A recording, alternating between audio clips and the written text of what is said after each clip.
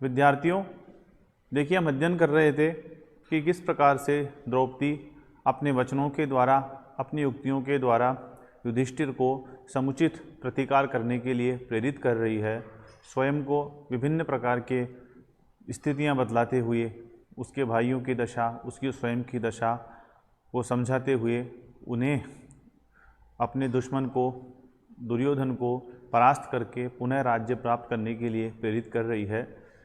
उस तत्पश्चात इसी कड़ी के अंदर वह कहती है, पुरः सराधाम यतः पुरः सराधाम वताम यशोधना सुदोत्सहं प्राप्य निकारमिदृशम् भवादृशाश्चेदधिकुर्वते रतिं निराश्रया हन्त हता मनश्विता। ध्यान दीजिएगा, पुरस्सरा धामवताम यशोधना सुदुस्सहं प्राप्य निकारमिदृशम। दो शब्द हैं, निकारम और ईदृशम। ई इसके अंदर मिल गया तो ये हो गया निकार मिदृशम।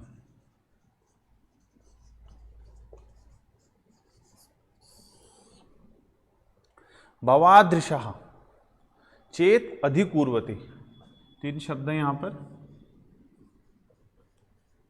भवादृशः चेत अधिकूर्वते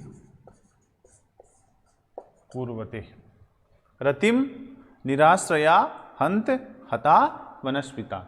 इस प्रकार से इसका पदच्छेद है। अब हम इसका अन्वय पढ़ेंगे।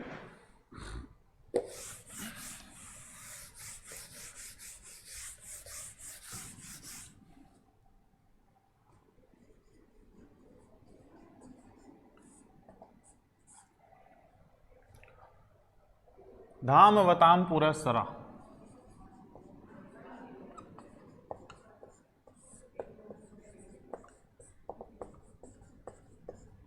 यशोधना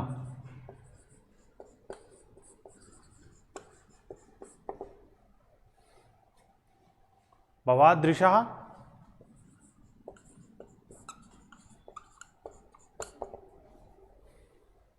या उसको यूं भी लिख सकते हैं, भवादृशः धामवताम यशोधना।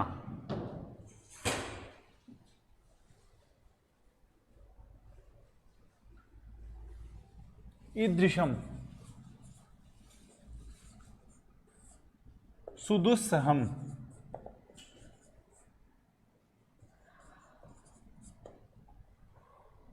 निकारम प्राप्य रतिम अधिकुर्वते चेत निराश्रयाः हंत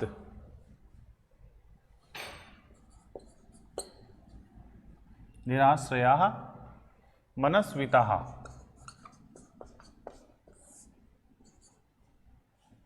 हता, यह चेत यहां भी हम काम में ले सकते हैं। ध्यान दीजिएगा, भवादृशा या धामवताम पुरस्सरा। धामवताम का मतलब है तेजस्वी, पराक्रमी, यशस्वी। तो इस प्रकार से पराक्रमियों के अंदर अग्रगण्य, पुरस्सरा का मतलब अग्रगण्य, जो आगे हैं, जो सबसे श्रेष्ठ हैं। तो धामवताम पराक्रमियों के अंदर जो सर्वश्रेष्ठ है वो कौन? युधिष्ठिर। यशोधना, यश ही है धन जिसका। यशोधना का मतलब यश, कीर्ति, वैभव, ही है धन जिसका। ऐसे भवादृशा, आप जैसे, ईदृशम, इस प्रकार से, सुदुस्सहम, दुष्कर, अत्यंत कष्टकारक, निकारम, अपमानम, प्राप्य, प्राप्त करके, रतिम, शांति को, अधिकुर्वते, प्राप्त करते हैं, चेत, तो हंतः, बड़े दुर्भाग्य की बात है, निराश्रया, मनस्विता हता। जो मनस्विता है, मनस्विता का मतलब पराक्रमता, निराश्रया, आश्रय के अभाव में, हंता, समाप्त हो गई। कहने का मतलब है, द्रौपदी युधिष्ठिर से कह रही है कि जब आप जैसे पराक्रमी लोग, तेजस्वी लोग इस प्रकार से दुष्कर अपमान को, प्रतिकार को प्राप्त करके भी शांति से बैठे हैं, तो फिर जो तेजस्विता है, जो पराक्रम मिलने की जो क्षमता है, उसके लिए तो स्थान ही नहीं रह जाएगा, वह कहाँ पर जाएगी। तो राजा लोगों के लिए यह आवश्यक है कि उनको अपने जो पराक्रमी जो हैं, उनको अपने पराक्रम को प्रस्तुत करने का, उपस्थित करने का जब अवसर आए तो समुचित अवसर पर उन्हें उसका प्रदर्शन करके अपने राज्य को पुनः प्राप्त करना चाहिए। आप अपनी छोड़िए, कम से कम इस पराक्रमता, इस तेजस्विता का तो ध्यान में रखिए, इसकी तो कद्र कीजिए। फिर वह कहती है, अथ क्षमामेव निरस्त विक्रमस् चिराय पर्येषि सुखस्य साधनम् विहाय लक्ष्मी पतिलक्ष्म कार्मुकम जटाधरसन जुहुधीह पावकम। जब उसने सारे प्रयास किए, जो भी उसकी बुद्धि थी, जो भी उसकी उक्ति थी, फिर भी वह नहीं माने और चुपचाप शांति धारण करके बैठे रहे, क्योंकि चित्त की वृत्तियां होती है, विचित्र होती है, किसी के मन को समझना, भापना बड़ा कष्टकार है, और विशेष रूप से राजा लोगों के। तो वो कहती है, अथ, पहले इसका पदच्छेद देखिए, अथ क्षमाम एव, क्षमाम एव, दो शब्द है, क्षमा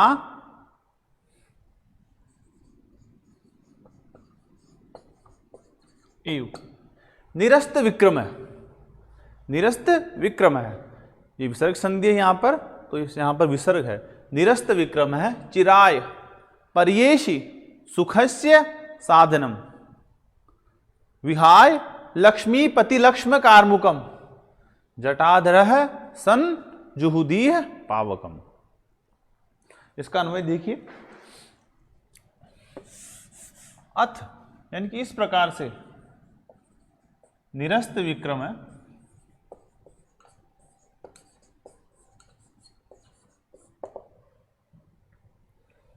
चिराय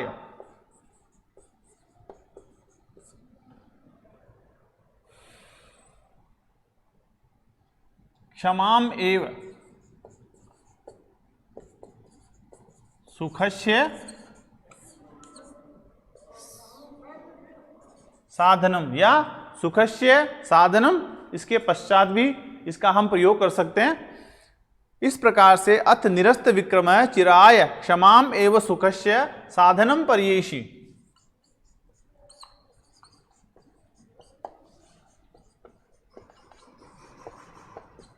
या सुखस्य साधनम क्षमाम एव, इसके पश्चात भी इसका प्रयोग किया जा सकता है।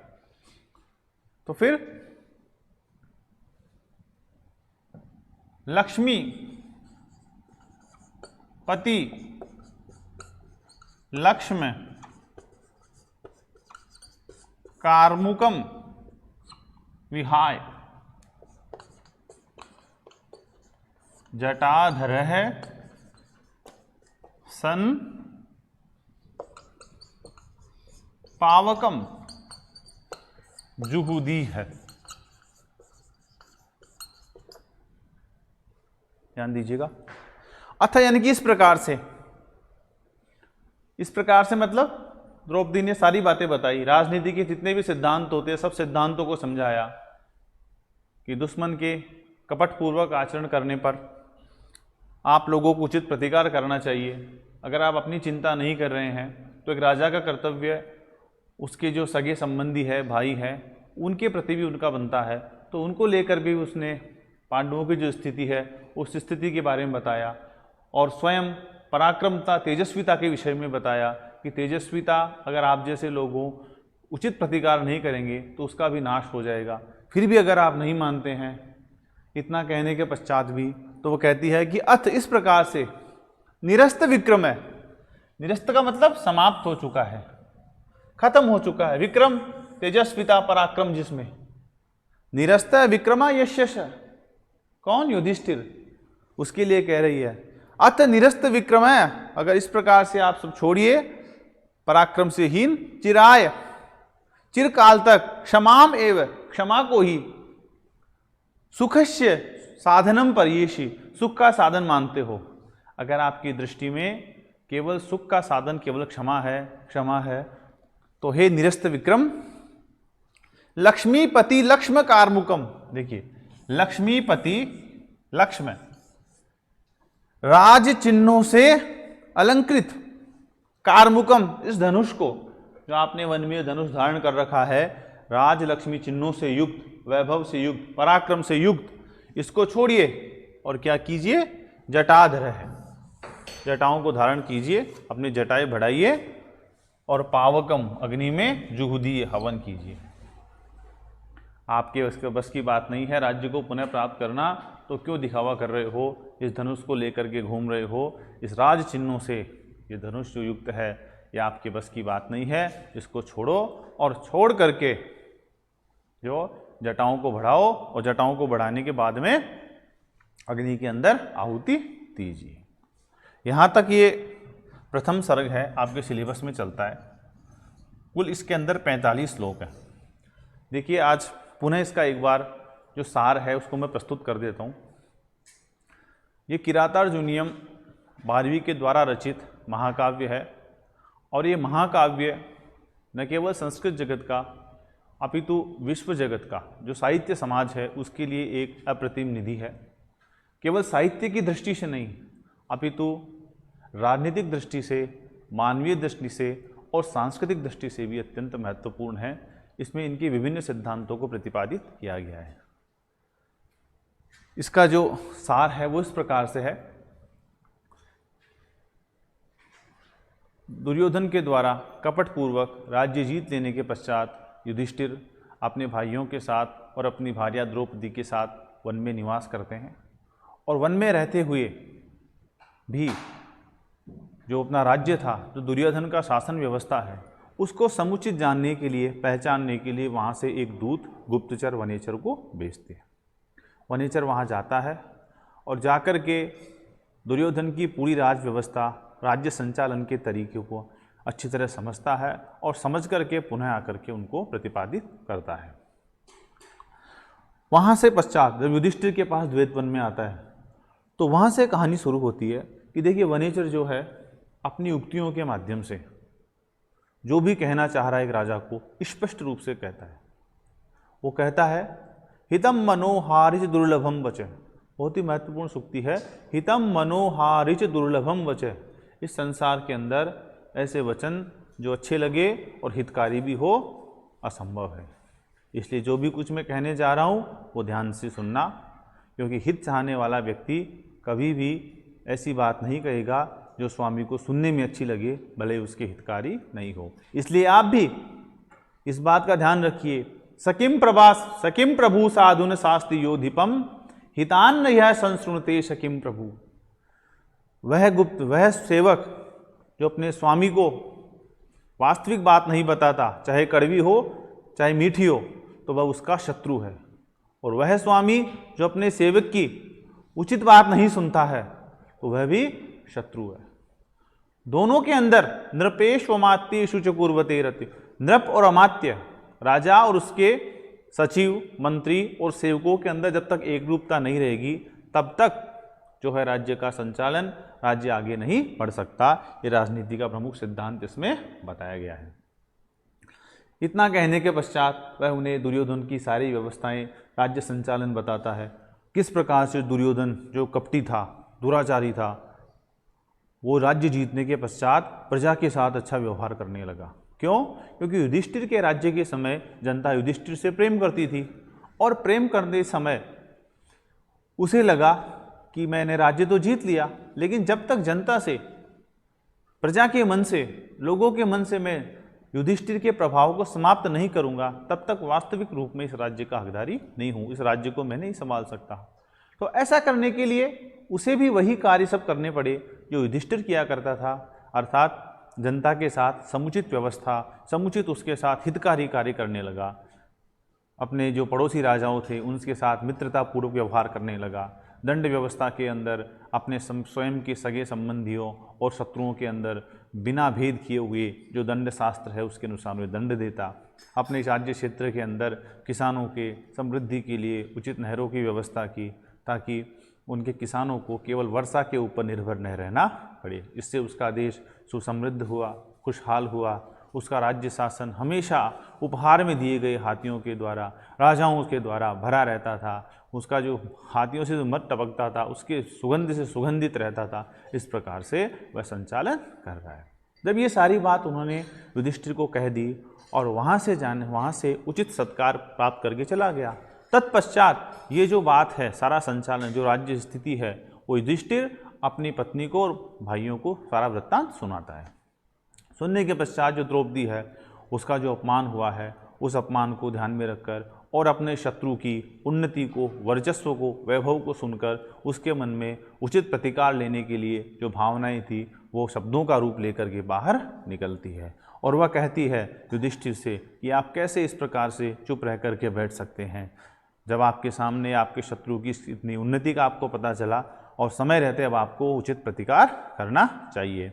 जब वह जवाब नहीं देते तो वो बताती है कि किस प्रकार से उनके भाइयों की स्थिति है, जो कभी सुसज्जित वस्त्रों से अलंकृत संवलित बालों वाले राज्यसभा में बैठा करते थे, वो आज जंगलों में घूम रहे हैं। जो कभी दूर देशों को जीत कर धन ला करके आपके राज्य को बढ़ाया करते थे, वो आज आपके लिए वल्कल वस्त्र धारण कर रहे हैं, सजीले धजीले नकुल सहदेव किस प्रकार से जंगली हाथियों की समान इस कुशाओं से व्याप्त वन के अंदर भटक रहे हैं।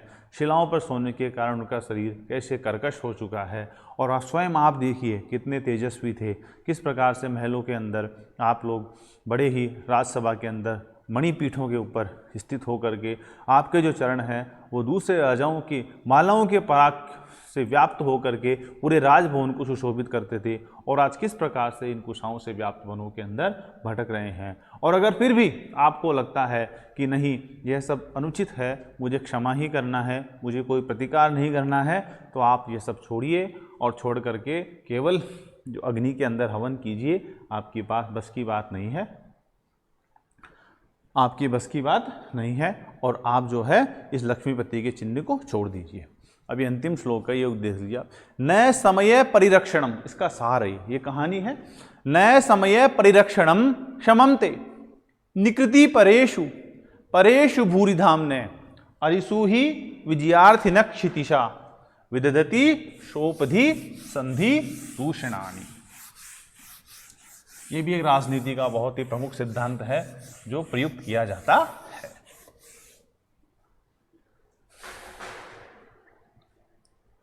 परेषु निकृति परेषु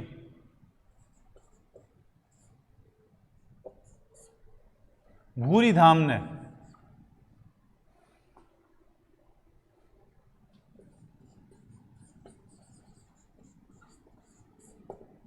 ते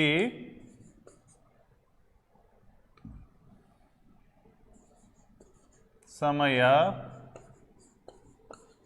परिरक्षणम क्षमम न ही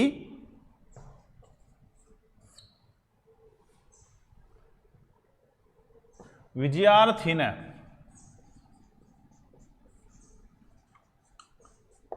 क्षितिशा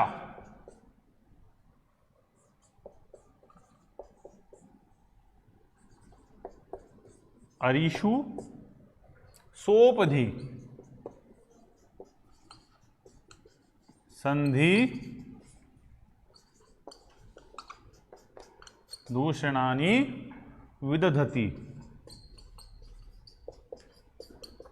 ध्यान दीजिएगा, परेशु का मतलब शत्रुओं के, निकृति परेशु, इस प्रकार कपटपूर्वक व्यवहार करने पर, भूरिधाम्ने पराक्रमी प्रबल प्रचुर पराक्रम वाले, ते यानी कि आपके द्वारा समय परिरक्षणम ने, आपके द्वारा जो प्रतिज्ञा की गई थी उस प्रतिज्ञा को क्षमम ने सहन करना या उसे धारण करना उचित नहीं है। देखो उनको वनवास में उनको दूध कीड़ा के अंदर हारने पर 13 वर्ष का वनवास मिला और वो कह रही है कि जब शत्रु जो है वो कपटपूर्वक व्यवहार कर रहा है तो आप उस नियमों को, संधि नियमों को धारण करें, रखें यह उचित नहीं है। क्यों? ही यानी क्योंकि विजयार्थी न, विजय चाहने वाले, क्षितीशा यानी कि राजा लोग, अरीशु शत्रुओं के साथ, सोपदी कपट पूर्वक, संधि दूषणानी संधि इत्यादि विदधति, संधि के दूषण को, संधि के विघटन को विदधति धारण करते हैं।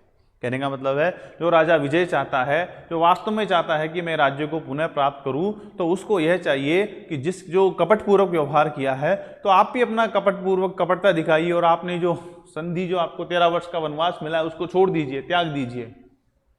क्योंकि जैसा व्यक्ति व्यवहार करता है उसके साथ वैसा ही व्यवहार करना चाहिए। ये राजनीति का प्रमुख सिद्धांत है।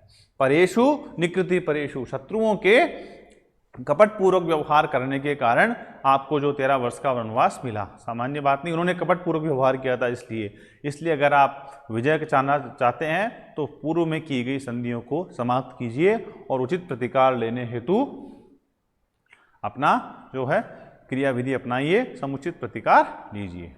ये यहाँ तक ये पुस्तक थी और मैं समझता हूँ कि इसमें आपको लगभग 18 से 20 क्लास मैंने लिए, पूरा एक एक शब्द से समझाते हुए। कोई भी क्वेश्चन इसके बाहर नहीं जाएगा। इसके अलावा आपको नोट्स भी उपलब्ध करवाए हैं, उसको आप ध्यान से पढ़िए। और भी अगर कोई इसमें दिक्कत हो, समझ में नहीं आए, तो आप मुझे पुनः कॉल कर सकते हैं। धन्यवाद।